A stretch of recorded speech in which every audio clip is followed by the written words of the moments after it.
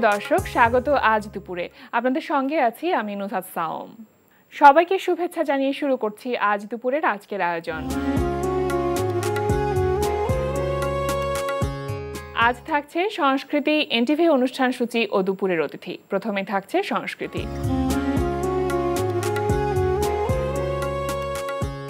লালমাটিয়ার কলাকেন্দ্রে অনুষ্ঠিত হচ্ছে সুমন বর্মনের কাঠের তৈরি ভাস্কর্য প্রদর্শনী। প্রতিদিন বিকেল 4টা থেকে রাত 8টা এই সময় প্রদর্শনী চলবে 29 জুন পর্যন্ত। এবার এনটিভি অনুষ্ঠান সূচি। এবার জানিয়ে দিচ্ছি এনটিভির আজ রাতের বিশেষ বিশেষ অনুষ্ঠানগুলির সময়সূচি। সন্ধ্যা 6টা 45 মিনিটে থাকছে খেলাধুলা বিষয়ক অনুষ্ঠান গ্যালারি।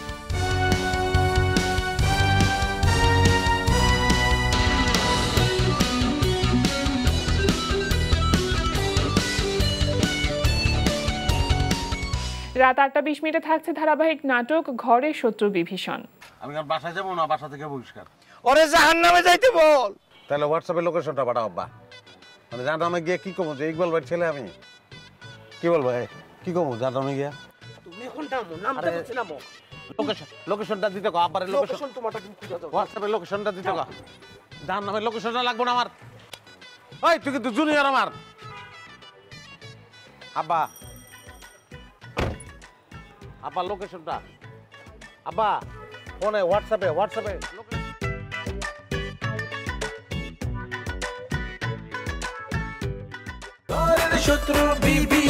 রাত 9টায় থাকছে মোহাম্মদ নুরুজ্জামানের প্রযোজনায় অনুষ্ঠান গানের বাজার।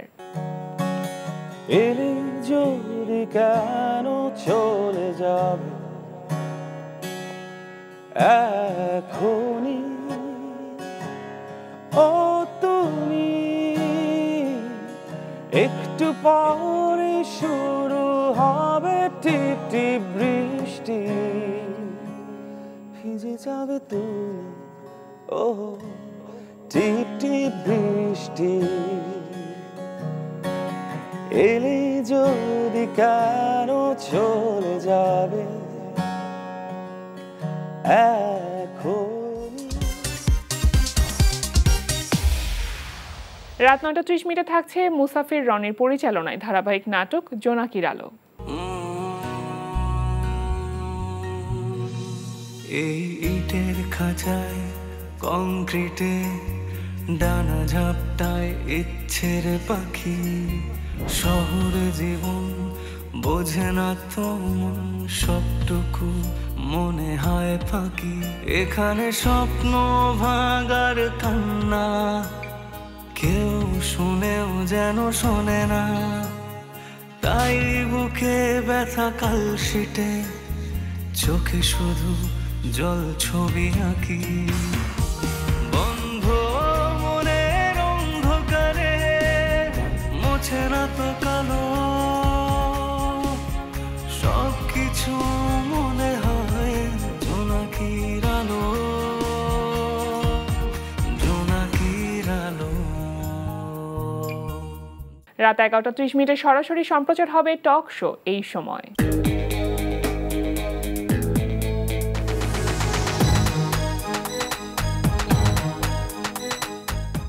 এই ছিল এনটিভির আজ রাতের বিশেষ বিশেষ অনুষ্ঠানগুলির সময়সূচি। এখন জন্ম সনদ দিয়ে খোলো বিকাশ স্টুডেন্ট অ্যাকাউন্ট। নিজের বিকাশ নিজে কর। এবার দুপুরের অতিথি। প্রিয় দর্শক, আমাদের আজ দুপুরের অতিথি সঙ্গীত শিল্পী বাউল শফি মণ্ডল। শুভ দুপুর। শুভ দুপুর। কেমন আছেন? খুব ভালো আছি এবং খুব ভালো লাগছে আজ দুপুরে আসা। আমাদেরও ভীষণ ভালো লাগছে।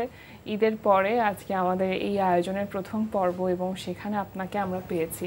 তো ঈদ তো সবে শেষ হলো। ঈদে তো আপনার নিশ্চয়ই বাড়িতে যাওয়া হয়, মানে দৌলতপুরে। এবার কি যাওয়া হয়েছিল? হ্যাঁ, গ্রামের বাড়িতে গেছিলাম, সবার সাথে দেখা হলো, আনন্দ হলো, বাচ্চাদের সাথে খেলাধুলা করলাম। এই কিভাবে কাটে আসলে সময়গুলো ঈদের সময়? এখন ঈদের সময় বলতে ওই নাতিপুতিদের সাথে বাচ্চাদের সাথে আনন্দ করি, এই আর ওদের আনন্দে যোগান দেই। সেটা একটা অন্যরকমের ভালো লাগে। যখন আজকে নিজের নাতিপুতিদের দেখেন তখন কি নিজের ছোটবেলার কথা মনে পড়ে? সেই সময়টাতে আপনি কেমন ছিলেন? খুব কি দুরন্ত ছিলেন, বা তা আপনার প্রতিচ্ছবি তাদের মধ্যে আসলে কতখানি প্রতিফলিত হয়? এটা খুবই স্বাভাবিক। ওদের সাথে যখন খেলাধুলা করি, আনন্দ করি, তখন আমার ছেলেবেলার কথা মনে হয়। মনে হলে আরেকটু বেশি মিশে যায় তখন। হয়তো বা আমি এরকমই ছিলাম। আজকে একটু জানতে চাইবো গুরুজি যে আপনার ছোটবেলাটা কেমন ছিল, কিভাবে কেটেছে? ছোটবেলাটা একটু দুরন্ত ছিলাম, হ্যাঁ, এটা বোঝা যায়। তবে বাউলামিটা বরাবরই ছিল আমার মধ্যে, এটা আমার মা বলতেন। তো একটু উদাসীন টাইপের, কিন্তু দুরন্ত ছিলাম। আচ্ছা। তো এক জায়গায় বেশিক্ষণ থাকতে পারতাম না। এখন মানে গুরুজনদের মুখে শুনি তাই। ছুটে ছুটে চলে যেতাম আখড়া বাড়ির বিভিন্ন জায়গায়, ওই যেখানে যেখানে এই বাউলামি চলে, বিভিন্ন সাধুদের আখড়া বাড়িতে। আচ্ছা। সেখানে সেখানে মন যেত, এর জন্য বকাও খেয়েছি। এই যে একটা ভাব জগতের মধ্যে ডুবে থাকা, বা পার্থিব জগৎ এবং ভাব জগৎকে আলাদা করতে পারা যে ক্ষমতা, সেটা ছোটবেলার কিছুটা হয়তো বহিঃপ্রকাশ ছিল, বা সেটা দুরন্তপনার মধ্য দিয়ে প্রকাশ পেত হয়তো। সে তখন তো বুঝি নাই, ওইভাবে চলতাম, কিন্তু এখন ওইটা উপলব্ধি করি। এখনো বুঝি না, তবে এখন মনে হয় যে অবচেতন মনগুলো যেদিকে ছুটে যায়, মানুষের গন্তব্য সেই দিকেই হয়। আচ্ছা। হ্যাঁ, তো এখনো সেই পথেই চলছি। এই যে গানের সাথে আপনার যে বন্ধুত্ব বা যে বন্ধন, সেটা তো আসলে পারিবারিকভাবে আসেনি। পরিবারে তো এমন কেউ ছিলেন না যিনি গান করতেন। আপনার কেন গানটাকে মনে হলো যে গানের সাথে চলা যায়, বা আপনি যেহেতু শাস্ত্রীয় সঙ্গীতে তালিম নেন, এটা আসলে কোন ভাবনার জায়গা থেকে? এটা আসলে এখানে আমার কাছে মনে হয় যে একেবারে যে ঈশ্বরের কাছাকাছি যাওয়ার জন্য প্রত্যেকটা মানুষেরই কিন্তু একটা থাকে, টার্গেট থাকে, আল্লাহ প্রাপ্তি বা আল্লাহ পথ প্রাপ্তি। আমি এই পথটা বেছে দিয়েছি। আমার মনে হয় সবচেয়ে সহজেই আমার সে দর্শনটা মেলে। আর এই সুরের মধ্যে থাকি, সুরই তো ঈশ্বর। আসলে সুরের কোনো ভাষা নাই। ভাব, ভক্তি, প্রেম, বিশ্বাস, বিনয়িতা, এই সবগুলো এই সঙ্গীতের মধ্যে মাখা থাকে। তো সেখানে যে যেটা খুঁজে, কেউ করে গান, কেউ করে গুণগান। আর আমি গান আর গুণগান একসাথে করি। একসাথে করেন, মানে সৃষ্টির সাথে স্রষ্টার যে সম্পর্ক, সেটাই মূলত গানের মাধ্যমে প্রকাশ পায়। মানে এই মুহূর্তে আপনার কণ্ঠে একটি গান শুনতে চাইবো। কোন গানটি শুনছি? যেহেতু ভাবের কথা বললেন, তাহলে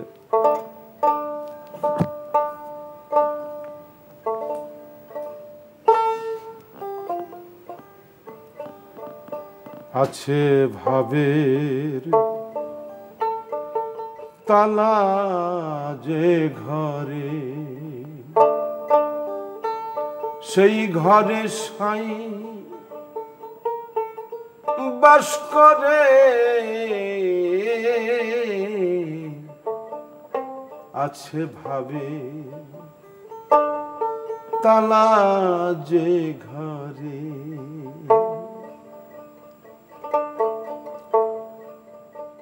ভাবে দিয়ে খোলো ভাবের তালা, দেখিবি রে অটলের খেলা। ঘুচে যাবে মনের ঘোলা, থাকবে ওই রূপ নিহারে।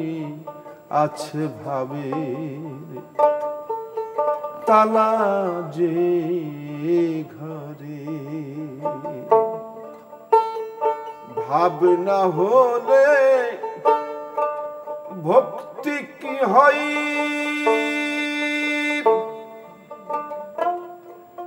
ভেবে বুঝে দেখ মনোরাই, যার যেই ভাবছে জানিতে পাই।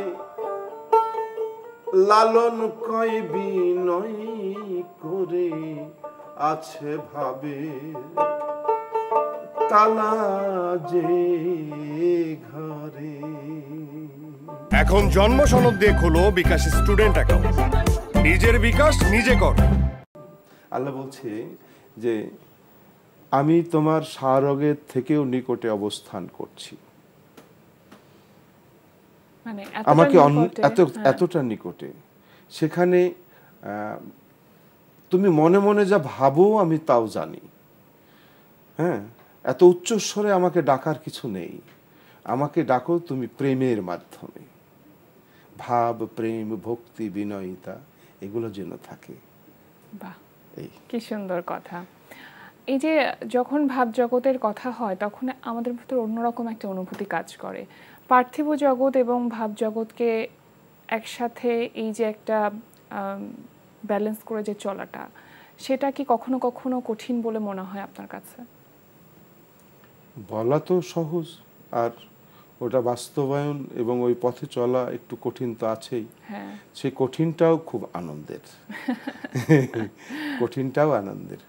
হ্যাঁ, খুব আমরা যদি বলি যে সহজ মানুষ ভোজে দেখ না রে মন দিব্য জ্ঞানী, কিন্তু সহজ কথাটা সহজ, কিন্তু সহজ হওয়াটা তো অনেক কঠিন। অনেক সে কঠিন। পথটা চলা, কঠিন রাস্তাটা পাড়ি দিয়েই মূলত আমাদেরকে সহজ সবচেয়ে রাস্তায় সহজটাই আসতে বেশি হয়। কঠিন, এই আর কি, এরকম। আচ্ছা, লালন সাঁইজির অসংখ্য গান আপনি করেছেন এখন পর্যন্ত। প্রতিটি গান এক একটি দর্শন, এক একটি ভাব প্রকাশ করে। প্রতিটি গানের আলাদা রকমের ভাবার্থ আছে। সব যদি বলি যে কোন গানটি সব থেকে বেশি আপনাকে আলোড়িত করেছে বা ভাবিয়েছে? এটা স্পেশালি বলা আমার একেবারে দুঃসাধ্য। কারণ হলো যেটাতেই হাত দিই সেটাতেই ডুবে যায়, মনে হয় এখানে থেকে যাই। তো সব দর্শনই তার ভালো লাগে আমার। আমি আলাদা করে দেখতে পারিনি কখনো, আজও পারছি না। তার কারণ তার প্রত্যেকটি বাণীর মানব জীবনের জন্য খুব সুন্দর, ভালো থাকার একটু ওই যেটাকে বলে তথ্য বহন করে। আর আমরা তো বললাম একটা সময় যে আসলে আমরা তো গান করি না, আমরা করি গুণগান। তো যখন তাকে খুঁজি সবকিছুর মধ্যে, আমার মধ্যেও তাকেই খুঁজি। আচ্ছা, তো অবশেষে খুঁজে খুঁজে আমাকেই পাই, আর কিছু পাই না। চমৎকার। তাই আপনি সত্য না হইলে গুরু সত্য হয় কোনকালে, আর এটা খুঁজি শুধু আমাকে সত্য করার জন্য। তো এটা তার প্রত্যেকটা প্রায় বাণীর মধ্যেই খুব সুন্দরভাবে মানে নিহিত। আচ্ছা, সেই বাণী, সব বাণীগুলো আমি আমার যত্ন নেব, আর আমার যত্ন নিলেই ঈশ্বরের যত্ন নেওয়া হবে। বাহ, এই তথ্যটা আমরা বহন করছি এবং বলছি সবাইকে, আমরা নিজেরাও চেষ্টা করছি। আমি আমাকেই খুঁজি, কিন্তু মাধ্যম হলো তার বাণী, তথ্য। এবং কোনো কোনো গান হয়তো এমনও হয়েছে যে জীবনের অনেক সমস্যার সমাধান হিসেবে সামনে এসেছে। সমাধান, একটা সময় দেখা যায় মনে হয় গান শুনে মনে হয় আমি খুব হতাশ, কিন্তু আসলে তা না, হতাশ না আমরা কেউ। একটা গানের মধ্যে বলছে, ধরেন, সত্য সুপথ না চিনিলে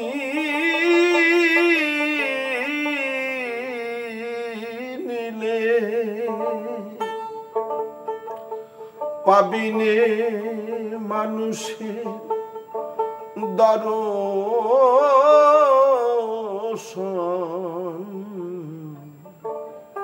সত্য বল সুপথে চল রে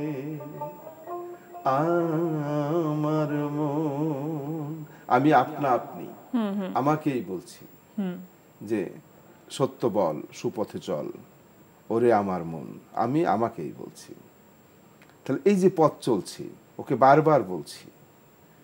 আমি কাকে বলছি? আমি আমাকেই বলছি। আমি এবং আমি কিন্তু আলাদা, শফি মণ্ডল এবং আমি আলাদা, এইরকম আর কি। সেটাই। হ্যাঁ, আচ্ছা, এই যে বিভিন্ন রকম ভাব নিয়ে আমরা কথা বলছি, কথা বলতে বলতে আরেকটি বিষয় আসলো, সেটা হচ্ছে ভাবনগর। কোন ভাবনার জায়গা থেকে ভাবনগর তৈরি করা বা আপনার যে সঙ্গীতাশ্রমটা আছে সেটা তৈরি করা, কি মনে হয়েছিল, কোন স্পৃহাটা কাজ করেছিল? তো আমার সেই সময় যখন ভাবনগরটা রাখি, সেই 90 দশকের শুরুতেই ছোট্ট, আমার সে সময় মনে আছে অনেক কথা, তার মধ্যে খুব সংক্ষেপ কথা হলো যে পদ্মা নদীতে যখন আমাদের সমস্ত কিছু জমি, বাড়ি, ঘর, বিষয় সম্পদ সব গ্রাস করে নিল, তখন কিন্তু একেবারে খালি হাতে একটু দূরে এসে একটা আস্তানার মতো গড়ে সেখানে আমি থাকলাম। তো সেখানে আমি তো আর কিছু জানি না, তখন ভাবলাম এখানে কি করা যায়। তো এখানে একটা ছোট্ট সাফরা টিনের ঘর ছিল আমার মনে আছে। দুবেলা খাওয়ার ব্যবস্থা ছিল না, কখনো কোনো না কোনো দিন দেখা গেছে আনন্দেই না খেয়ে থেকেছি। এটাও ভালো লাগে, বলতেও ভালো লাগে, মনে হলেও ভালো লাগে। তো তখন চলে এসেছি আমি আমার গুরুর কাছ থেকে, যার কাছে আমি গান শিখেছিলাম, তার কাছ থেকে চলে এসেছি সে 80-র দশকের শুরুতেই। এসেই আমি এটা তারপরে বহন করতে করতে একটা সময় মনে হলো যে এখানে দাঁড়িয়ে যাই আমি। তো তখন দাঁড়ানোর পরে ওই জায়গাটার নাম করলাম ভাবনগর। আচ্ছা, হ্যাঁ, এখানে শুধু ভাব গান হবে, শুধু লালন ফকির বলে না, অন্যান্য মহাজন আছে, তাদেরকে মিলিয়ে মিশে একটা ভাব গানের, ভাব সঙ্গীতের আসর। তো সেই আসর থেকে আপনি তো সুফি গান করতেন, তার সুফি গান করি। হ্যাঁ, তারপর বাউল গানে কিভাবে আসা? সুফি গান, বাউল গান, সুফি গানকেও বাউল গান বলে। আসলে বাউলরা কয়েকটা ধারা থেকে এসে এক জায়গায় একটা পথ ধরেছে। অসাম্প্রদায়িক চেতনার একটি নাম হলো বাউল গান। আর সুফি তো এই শুধু ইসলাম থেকে আসে। এখন কি তাহলে শুধুমাত্র লালন সাইজের গানগুলো নিয়ে কাজ করা হচ্ছে? না না, আমি এখন আমাদের দেশের উদীয়মান যারা এই কম বয়সী, তাদের অনেক লেখা, অনেক ভালো ভালো গীতিকার মহাজনের জন্ম হয়েছে এখন। তো তাদেরও কিছু কিছু গান করছি এবং এটা আমার ভালো লাগা থেকেই করছি। তার কারণ তারাই আগামী দিনের ভবিষ্যৎ। আর একটা লালনের জন্ম হবে, এটা স্বাভাবিক। তো এটা চলবে। লালন ফকিরের এই দর্শন থেকে ভাগ হতে হতে অনেক বড় বড় কিছু তৈরি হোক, এটা আমরা চাই। আপনি ছোটবেলায় কি হতে চেয়েছিলেন? কিচ্ছু হতে চাইনি। এটা একটা বড় ব্যাপার। আমি বুঝতেই পারিনি আমি কি হব।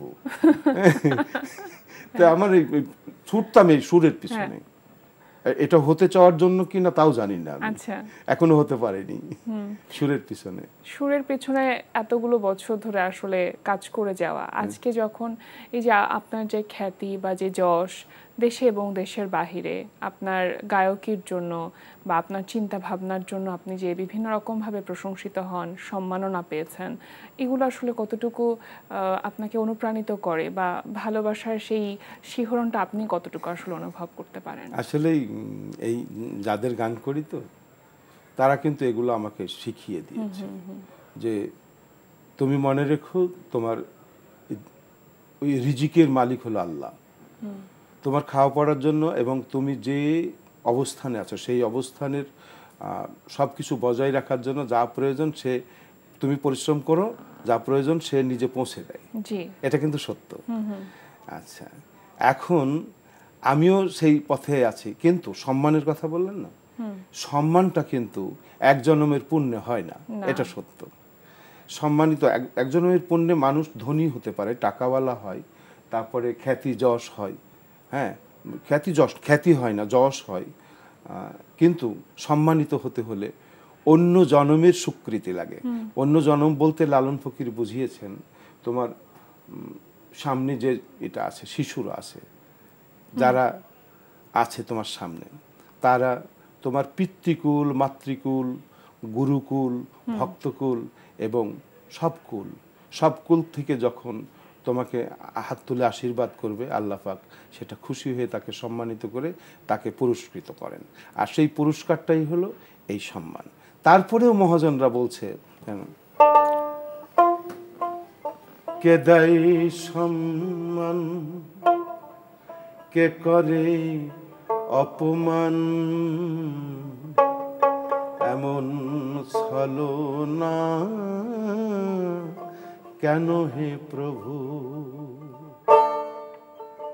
কেন এ সংশয় গো মহাশয়, এমন ভুল জানো হয় না কভু, এমন ছলনা কেন হে প্রভু। সতর্ক করে দেয় যে তুমি সম্মানিত হলে বলেই তুমি মনে করো না তুমি অনেক কিছু হয়ে গেছে। তার কারণ তুমি যেখানে সম্মানিত হচ্ছ তার একটু সামনে অথবা পিছনে অথবা ডাইনে অথবা বামে তুমি অপমানিত হতে পারো। জীবনে কোনো কিছু স্থায়ী না। স্থায়ী না, সেটাই। তাই এটা নিয়ে তুমি অহংকার করো না। তুমি এমন সম্মানী হও যেন তোমাকে নিয়ে তোমার চতুর্দিকে যারা আছে তারা জি। অহংকার করে। আপনার জীবনে কোনো অপ্রাপ্তি আছে? আমার সবই প্রাপ্তি। অপ্রাপ্তি বলতে আমি যা আশা করিনি তার চেয়ে বেশি পেয়েছি। তো সুতরাং এটা আমি বলতেই পারবো না যে আমি অপ্রাপ্তি আছি। আপনার এই সহজ কথাগুলো শুনতে আমাদের ভীষণ ভালো লাগে, কিন্তু আয়োজনের সময় একেবারেই শেষ। আমরা একেবারে শেষ পর্যায়ে চলে এসেছি। আপনার কণ্ঠে আরো একটি গান শুনতে চাইবো আমরা। চিত্ত মন্দতম অন্ধ নিরঙ্গম রবে না রে, চলো যাই আনন্দের বাজারে।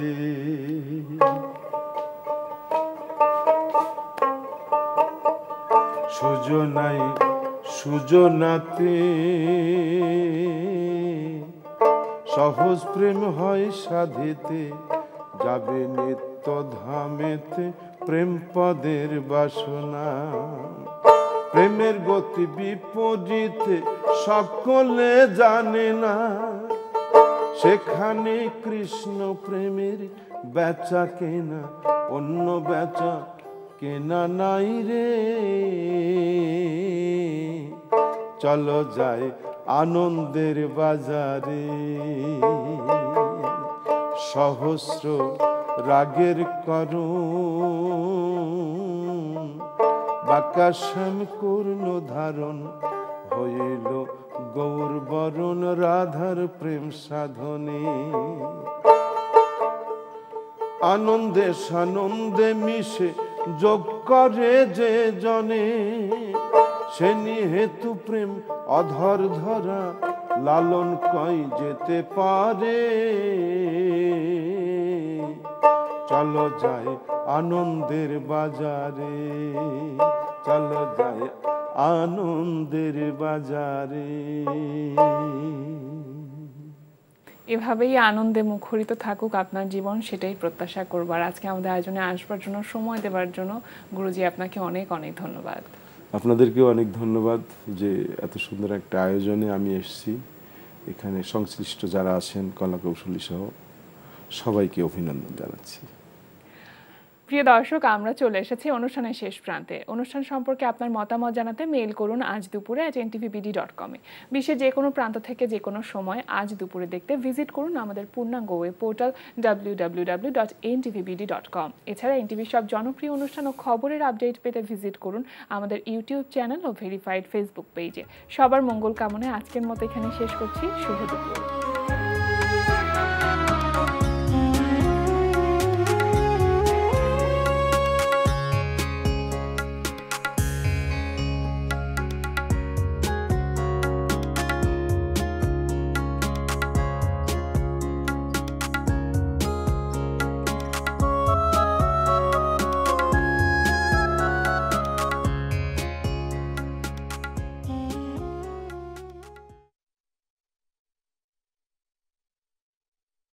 এখন জন্ম সনদ দিয়ে খোলো বিকাশ স্টুডেন্ট অ্যাকাউন্ট। নিজের বিকাশ নিজে কর।